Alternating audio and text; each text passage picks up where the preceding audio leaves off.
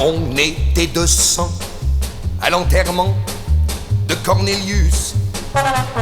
N'en manquait pas un des vieux copains de Cornelius, habillés de blanc pour l'enterrement de Cornelius.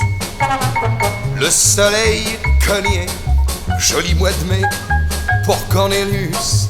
Au bord du trottoir, une bande de bavards s'était rassemblée pour voir.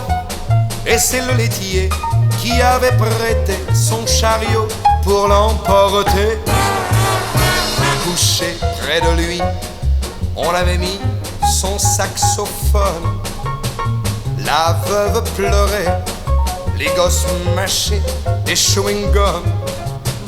Pour le déposer sur le chariot où l'attendait sa place, les copains l'ont chargé sur le dos comme une contrebasse. C'est à ce moment que les instruments sont mis à jouer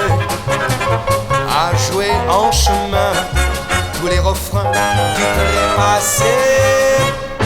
On est parti sur le chemin, plein de pierres, de trous, plein de chagrins, qui conduisait au cimetière, au cimetière.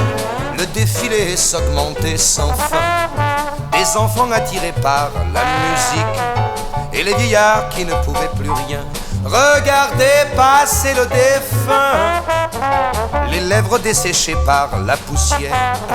On s'est arrêté pour boire dans la montée.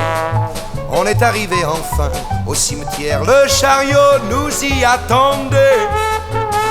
Quand on a mis Cornelius dans la terre, son saxophone brillait tout près de lui. Et le pasteur alors nous a fait taire en chantant son De Profundis, en chantant son De Profundis. Et l'on est reparti sur le chemin, plein de pierres, de trous, plein de chagrins, qui revenaient du cimetière, oh, du cimetière. La veuve qui ne pouvait plus marcher est redescendue sur le char du laitier. Et nous on a continué de jouer et de boire sans nous arrêter.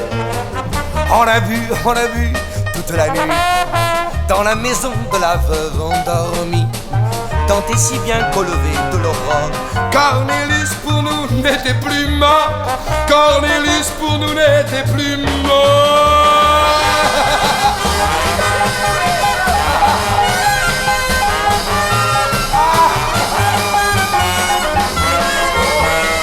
Blow, man! Come on, man, blow!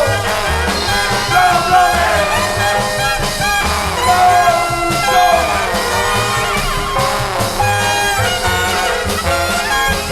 Blow, on était 200 à l'enterrement de Cornelius. N'en manquait pas un des vieux copains de Cornelius. Quel bel enterrement que l'enterrement de Cornelius. Quand je quitterai la terre, je veux commentaire comme Cornelius.